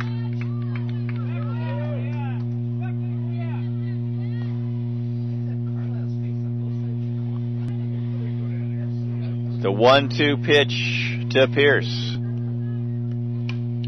Hit sharply to short. Up with it, Callie Pugh. Just in time to nail the speedy Caitlin Pierce. Nice play on defense. Pugh to Carbajal. And you saw the speed there of Caitlin Pierce. Yeah, that was a great play again by the shortstop, Pugh. She definitely got to that ball pretty quickly. Bang, bang play. Center fielder Kristen Stein steps in with 2 down here in the top of the 6th.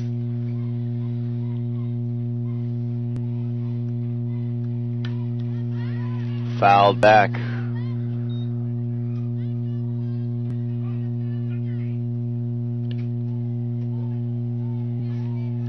Now, is this Consumnes River team pretty young team? You know, it's a good mix. Their sophomores are outstanding. You know, it looks like it's a 50-50 mix looking at their roster right now. They got some great players coming back. Daniela Medina, Brenda Velasquez, Caitlin Pierce, who we just saw. So, you know, you look at a lot of the players. They're coming back next year. Yeah. Rachel Hoop, a great power hitter, great potential. One of the top catchers in the Big A Conference. Well, this is a great experience for them to be able to get out here and be a part of this state tournament. Oh, I think she might have got there. Oh. She did in time. So Huddleston over to Carbajal gets the equally speedy Kristen Stein. Those guys get down to first base really fast.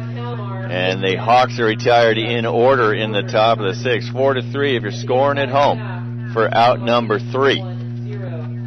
And 2 up for Palomar, who has a 1-0 lead heading to the home half of the 6th. The 7, 8, 9 hitters Carbajal, Gordon, and Evans.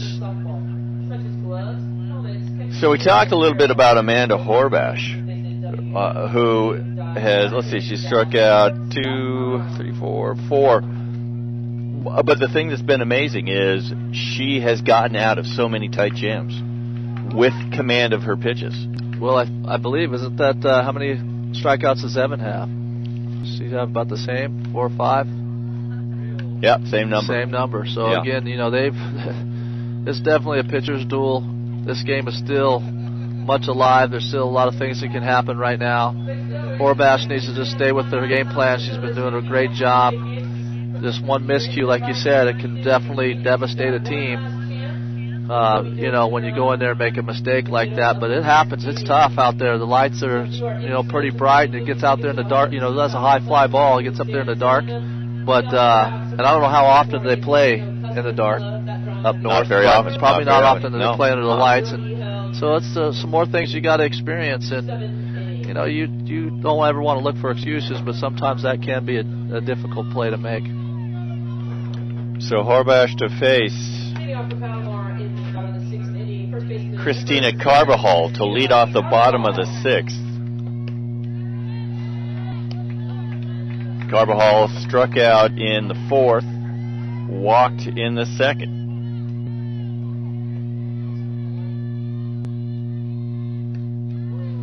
To talk about the strength of Horbash, she has struck out batters to end the inning 3 times. Yeah, that's an amazing stat in itself. That just tells you how much discipline she has and how much confidence she has in herself. Even though she may throw a lot of pitches, boy, she just still goes out there and battles. And you know darn good and well that this Palomar team right now is really looking to put up another run because it's going to be important for them going into the final finish. Due up for the Hawks in the 7th. The one and only Amanda Horbash, the number 3 hitter. Wow. With lots of power, can get on base. Speaking of power, Hannah Miller, the cleanup hitter, due up. Brenda Velasquez. So you got some dangerous batters as Amanda Horbash strikes out Christina Carbajal to start the 6th. Well, that's a good strikeout for them. Like I said, I know Palomar is thinking we got to get one more with that lineup coming up there that 2nd round. Leah Gordon, the catcher, steps in, 1 for 2 on the night. Singled in the 4th.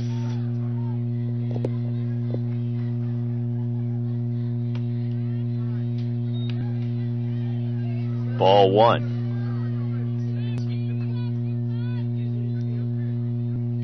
I think Palomar's done a better job, though, laying off some of those higher pitches later in the innings. Inside, yeah. Absolutely. But of course, when you're facing Horbash, you don't know what she's going to do. She has changed her look in almost every inning. That one, right there, right over the plate. Which in inning number 1, you didn't see anything like that. Well, like you said, she's definitely kept them off balance this whole time, and that's what it's all about. She's done her job. She needs to continue doing her job. Hopefully they can come back in the 7th, make something big happen. And fly out to Caitlin Pierce at 2nd for out number 2. Brings up Summer Evans, the pitcher. Now batting with 2 outs, the pitcher number 2, Summer Evans. I bet we're going to see a foul ball or 2 down the left side. Yeah, they've been definitely getting Evans to do that. But she's dangerous. You got to watch out for her. She'll surprise you.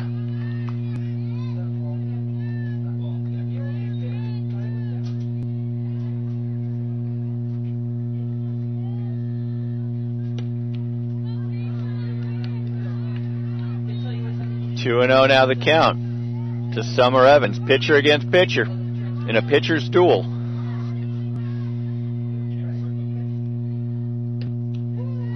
That one catches the outside corner. That's a good pitch. Horbash 25-4 on the year. Evans 26-3. That is just stunning. Strike 2.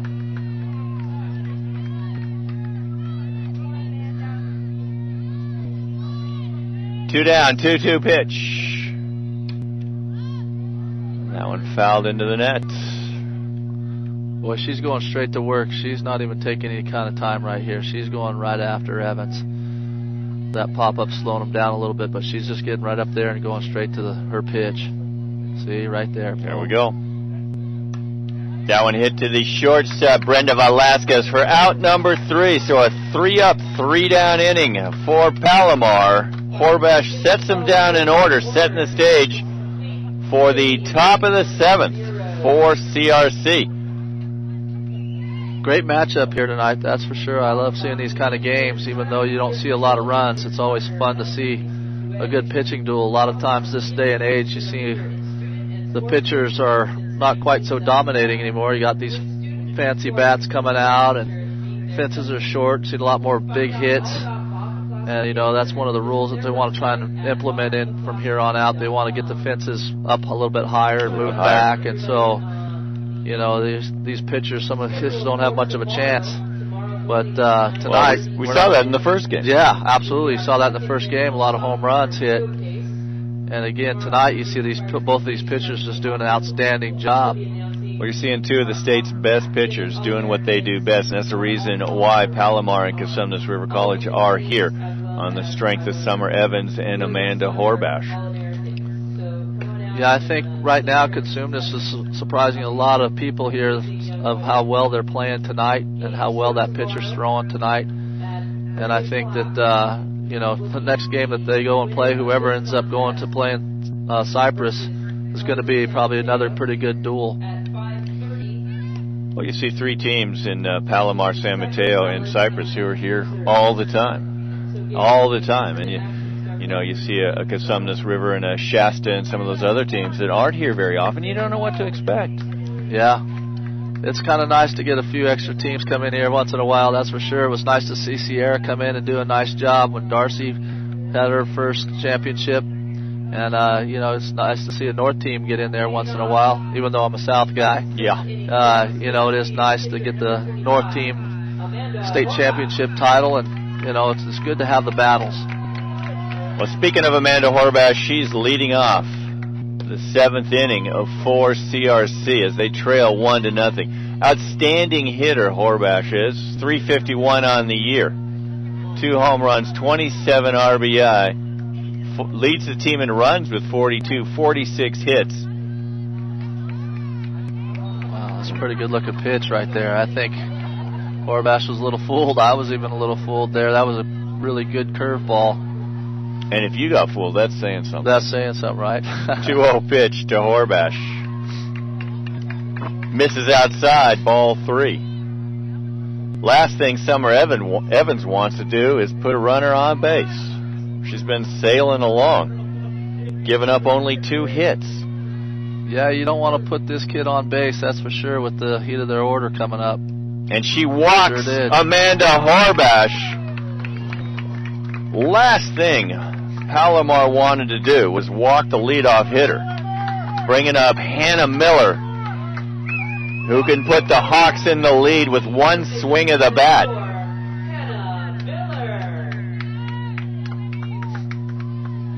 The Hawks got a hit from Hannah Miller in the first hit of the game, or in the second, their first hit of the game. And Kristen Stein singled in the 4th. So Evans has done a great job in the circle, but walks Horbash. Great A-B for Amanda. This has definitely got to be a tough decision for a coach, I would think, at this point. Your mind's saying, go ahead, swing away. But at the same time, you almost think you might want to move the runner over. You got a good hitter coming up as well. Make things happen. You can get a ball thrown away, score a run. There's a lot of ways to make things happen when you got somebody speedy like the kid on deck. So 1-1 now, the count to Miller. Brenda Velasquez, the speedy one, due up next. Good eyeball from Hannah Miller. Now, if Miller could just be real patient and look for a good pitch that she can drive. She just needs to pick out one pitch right here, trying to find a gap shot. And she could give the Hawks a lead with one swing of the bat. I mentioned it a few pitches ago. And I think they're being very careful not to give her anything to swing at. 3-1 now the count. Yeah, they probably figure that they might as well put another runner on, I guess, possibly here. I can't imagine, but it could happen. Nope. Miller hits it to third. Hill up with it, gets the lead runner. Horbash goes down. CRC got a break right there on that throw to second base. If they had had a good throw, they got a good chance of getting a double play there. So the Hawks got away with one right there, was behind her. I think they might have had a chance to double her off. So got a little gift. So Aisha Miller throws out Amanda Horbash on a throw that had Brooke Huddleston having to grab for it. Yes. Speedy Brenda Velasquez, the shortstop, at the plate. This one fouled back into the net. Miller at first on the fielder's choice. One down, top of the seventh. Palomar on top, 1-0. Hawks trying to make it an all-north winners bracket tomorrow. But they got to put at least one on the board. This one hit to the shortstop, Callie Pugh, for out number 2.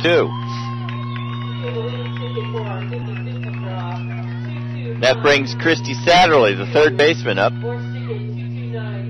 Satterley 0 for 2. So I'll tell you, Satterley's taking some big hacks. I gotta tell you, she's really hoping to get one to connect here because she's not afraid to swing this bat. Satterley full of energy. Probably the right person to have at the plate right now for Christy Schrader.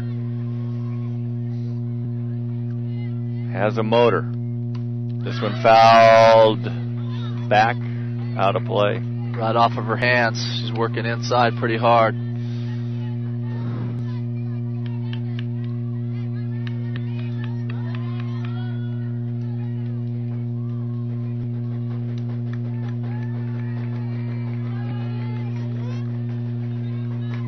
Two down, 0-1 pitch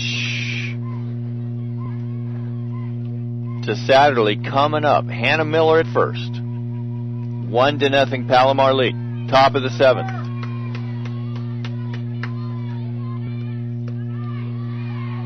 Good discipline up there by Brenda Velasquez.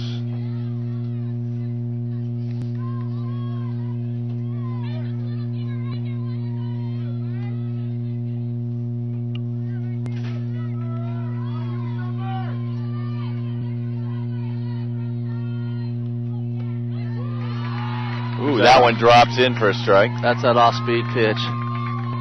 Tough pitch to hit.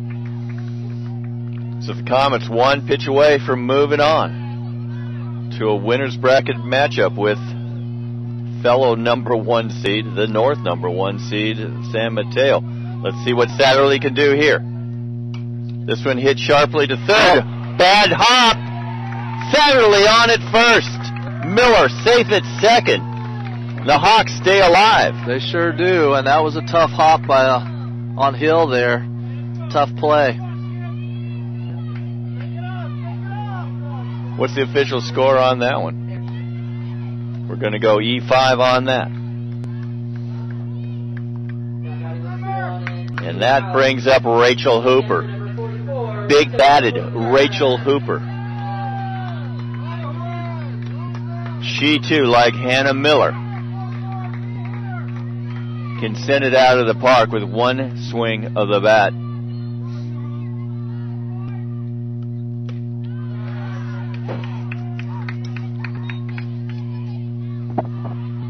Two down, 2 on. 1-run lead for the Comets. Top of the seventh.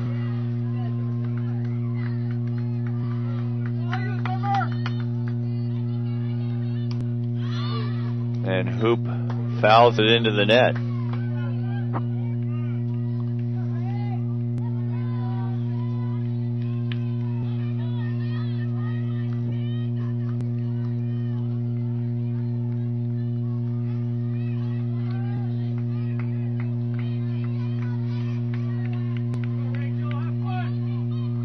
Well, base hit in the gap right here could be a big play at the plate possibly here. Well, Sonny talked about extra innings. Maybe he meant this game. Yeah.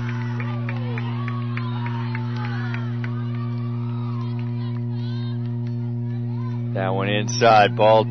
2-1 now, the count to Hooper.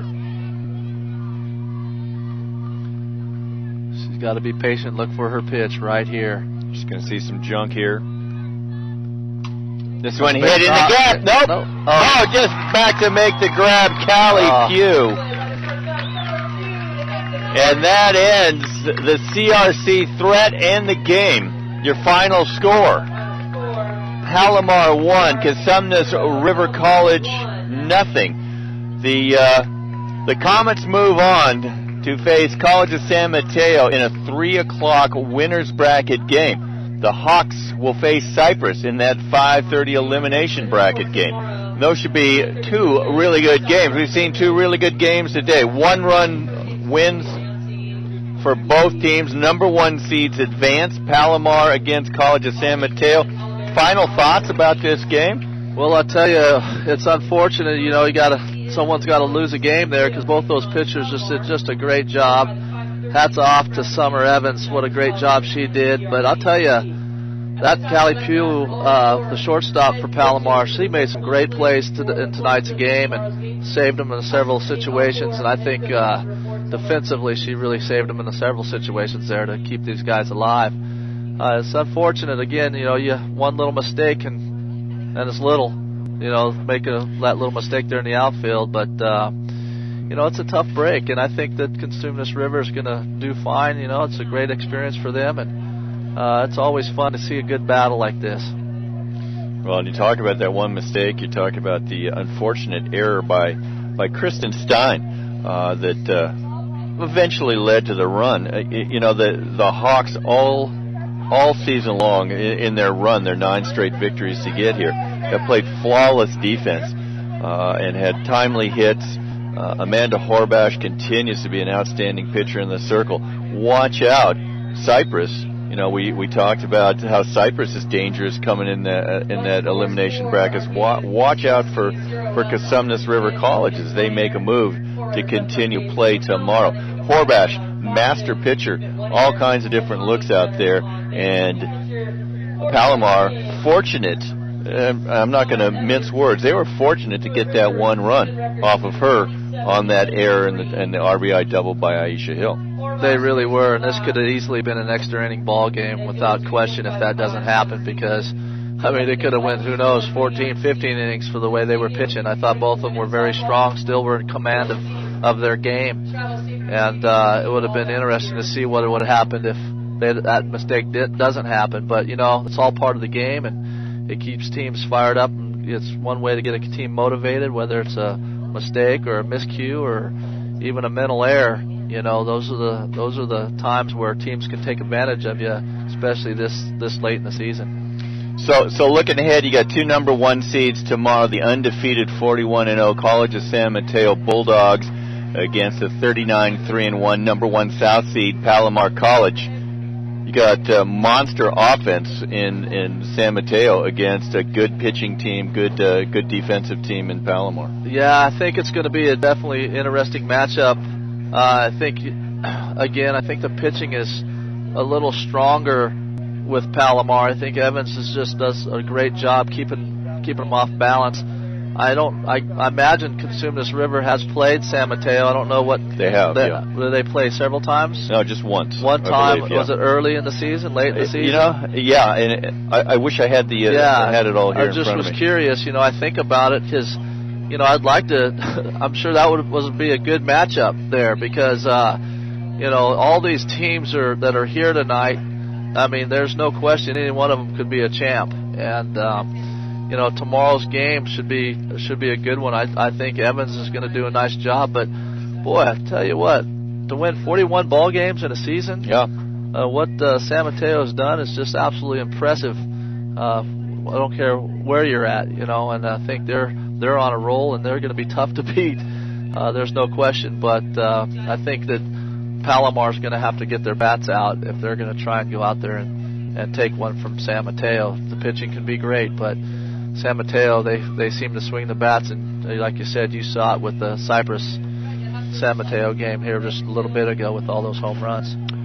So let's once again let everybody know what's going on tomorrow. San Mateo and Palomar in a winner's bracket game. That's a 3 o'clock first pitch.